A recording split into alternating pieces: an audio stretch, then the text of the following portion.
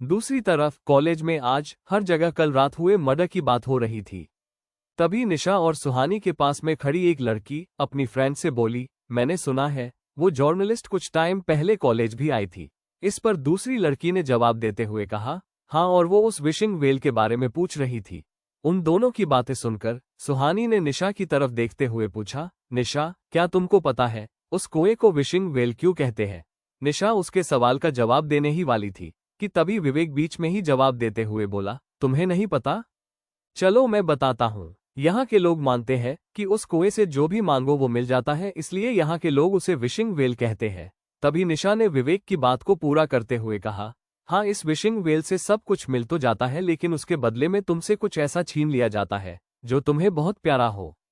पता है, लोग कहते हैं कि वहां सालों से एक आत्मा रहती है जो लोगों की विश पूरी करती है। कुछ सोचते हुए निशा ने आगे कहा, पता नहीं वहां विश पूरी होती है या नहीं, लेकिन वहां कोई नहीं जाता। कम से कम शिमला के लोग तो बिल्कुल नहीं जाते। सुहानी को विशिंग वेल की ये पूरी कहानी काफी दिलचस्प लग रही थी। वो इस बारे में और भी बहुत कुछ जानना चाहती थी, लेकिन अब निशा उसे क्लास में चलने के लिए कहने लगी। तो सुहानी, निशा और विवेक एक साथ क्लास की तरफ बढ़ गई, लेकिन तभी एक BMW कार कॉलेज कैंपस में आकर रुकी। उस कार के वहां आते ही कॉलेज कैंपस में बिल्कुल खामोशी छा गई। वहीं निशा और विवेक भी सुहानी के साथ अपनी ही जगह पर रुक गए। अब वहां हर किसी की नजर उस कार पर ही थी। तभी उस कार के अंदर से एक बहुत खूबसूरत औरत बाहर निकली। उस औरत की उम्र लगभग 30 साल लग रही थी। वो दिखने में इतनी खूबसूरत थी कि लड़के तो दूर, लड़कियां भी उससे अपनी नजरें नहीं हटा पा रहे थे। वो औरत कार से उतरकर सीधे कॉलेज के अंदर जाने लगी।